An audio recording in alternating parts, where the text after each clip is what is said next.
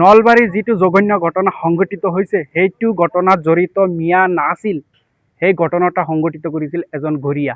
কিন্তু একাংশ মিডিয়াই একাংশ ফেচবুকাৰ কণ্টেণ্ট ক্ৰিয়েটৰসকলে মিয়া মিয়া কৈ চিঞৰি আছে। এটা কথা বুজিব নোৱাৰোঁ যে কিবা এটা ঘটনা সংঘটিত হ'লে কেৱল মাত্ৰ মিয়াক টাৰ্গেট কৰি মানে বহুত সমালোচনা কৰাৰ সৃষ্টি কৰে। কিন্তু কিয় আজি মিয়াক কিবা এটা কৰিলে মিয়াৰ দোষাৰোপ, আজি বেলেগ কিবা কৰিলেও মিয়াৰ দোষাৰোপ। কিবা ঘটনা এটা শুনিলে কিবা এটা ঘটনা হ'লে মিয়া হৈ যায় নেকি? অৱশেষত কি ওলাই যে বেলেগ বেলেগ বেলেগ বেলেগ। যেতিয়া বেলেগ বেলেগ ওলাই তেতিয়া কিন্তু নিউজ নাই থাকে। যেতিয়া বস্তুটো ধৰা পৰে তেতিয়া কিন্তু নিউজ চেনেলবোৰ নিমাত হৈ থাকে। এইসকল থাকে এটা বস্তু ভিউচৰ ধান্দা, টকাৰ ইনকাম লাগে। সেইসকলে কেৱল মাত্ৰ মিয়া মিয়াৰ কিবা এটা পালে সামাজিক মাধ্যম তোলপাৰ কৰে। নলবাৰীৰ যি জঘন্য ঘটনা সংঘটিত কৰিছিল সেইটো মিয়া নাছিল, এজন গৰিয়া যুৱক আছিল। আৰু সেই গৰিয়া যুৱকক ভিত্তি কৰি মিয়াক বদনাম কৰিবলৈ তেখেতে উঠি পৰিব লাগিছে একাংশ দুষ্ট চক্ৰই। তো যিকোনো ঘটনা হোৱাৰ আগতে জানিব লাগে, তাৰ পিছত ঘটনাবোৰ প্ৰকাশ কৰিব লাগে। ঈদৰ দিনা এটা ঘটনা হৈছিল যে হিন্দু যুৱকে মন্দিৰত গোমাংস পেলাই আকৌ আৰক্ষীক ফোন কৰি, আৰক্ষী যেতিয়া তদন্ত কৰি ঘটনাটো পোহৰলৈ আনিছে তেতিয়া গম পোৱা গৈছে সেই যুৱকজনেই কিন্তু গোমাংস পেলাই মন্দিৰত মিয়াক বদনাম কৰিব বিচাৰিছিল, মুছলমানক বদনাম কৰিব বিচাৰিছিল। তো এনেকুৱা ঘটনা অসমত বহুত প্ৰমাণ আছে।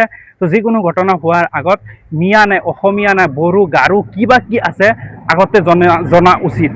কিন্তু নাজানি মিয়া মিয়া কৰি মানুহ যিকোনো ঘটনাই প্ৰকাশ কৰাৰ আগত ঘটনাটো সত্যটো জানিব লাগে, তাৰ পিছত প্ৰকাশ কৰিব লাগে। হিন্দু কি মুছলমান আগতে আমি মানুহ, প্ৰথমে আমাৰ মানৱ ধৰ্ম পালন কৰিব লাগিব, তাৰ পিছত কিবা।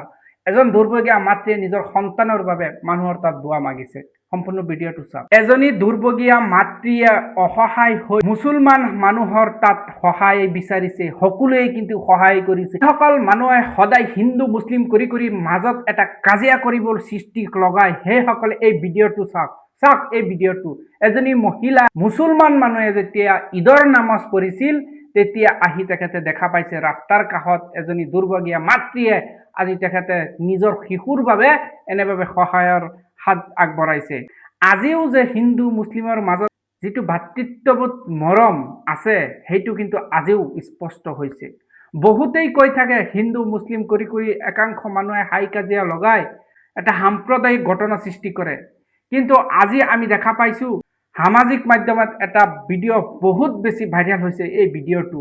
তো এই ভিডিঅ'টোত আপোনালোকো স্পষ্ট হ'ব পাৰিছে যে এজনী হিন্দু মহিলাই মুছলমানৰ ওচৰত সহায় বিচাৰিছিল আৰু মুছলমানসকলে যিমান পাৰিছে সহায়ৰ আৰু মানুহে যিমান পাৰিছে সিমান সহায় কৰিছে।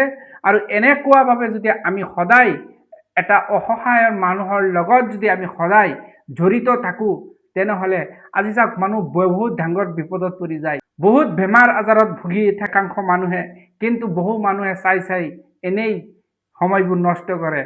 কিন্তু আজি সমাজ যদি সকলোৱে যদি একত্ৰিত হয় এনেকুৱা ভাল কাম, ধৰি লওক কোনোবাই বেমাৰ আজাৰত ভুগিছে, সকলোৱে মিলি যে একত্ৰিত হৈ এই সমাধানটো কৰে, এনেকুৱা পৰিস্থিতি কিন্তু দেশৰ পৰা বহু বঞ্চিত হ'ব, বহুত মানুহৰ লাভান্বিত হ'ব। তো যিয়েই নহওক সকলোৱে আমি হিন্দু মুছলিম ভাতৃত্ববোধ বজাই ৰাখি দেশত বসবাস কৰিব লাগে।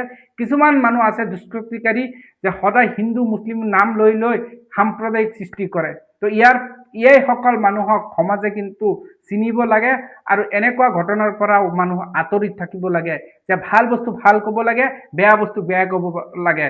তো যিসকল সাম্প্ৰদায়িক সৃষ্টি কৰে এই সমাজৰ যদি এনেকুৱা মানুহক চিনিব পাৰে তেনেহ'লে সমাজখন অতি উজ্জ্বলিত হ'ব। তো আজি যি ভিডিঅ'টো আমি দেখা পাইছোঁ সেই ভিডিঅ'টোৰ জৰিয়তে আমি এটা কথা স্পষ্ট হৈছে যে হিন্দু মুছলিম শিখ ইছাই যিমান ধৰ্মাৱলম্বীৰ মানুহ আমি সকলোৱে ভাতৃত্ববোধ। প্ৰথম হৈছে মানৱ ধৰ্ম, তাৰ পিছত হৈছে বেলেগ কিবা।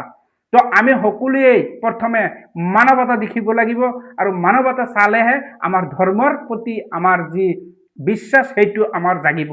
নহ'লে কেতিয়াও ধৰ্ম বস্তুটো কি আমি বুজি নাপাম। আমাৰ ভিতৰত যদি মনুষ্যত্ব নাথাকে তেনেহ'লে আমি ধৰ্ম বস্তুটো কি বুজি পাম। তো এনেধৰণৰ যি ভাৱ আছে মানুহ সকলোৱে বুজা উচিত। একাংশ মানুহ আছে সাম্প্ৰদায়িক, একাংশ মানুহ আছে খাই কাজিয়া লগাবলৈ, একাংশ মানুহ আছে সমাজত দুষ্কৃতিকাৰী কৰিবলৈ। তো এইসকলৰ পৰা আমাৰ বিৰত থকা উচিত। আমি যেতিয়া সদায় দেখোঁ যে কোনোবাই বিপদত পৰিছে, কোনোবাই বেমাৰ আজাৰত ভুগিছে, কোনোবাই যদি এনেকুৱা এটা বিপদত পৰিচালিত হৈছে সেইটো আমি সদায় সমাধানৰ চেষ্টা কৰাটো উচিত।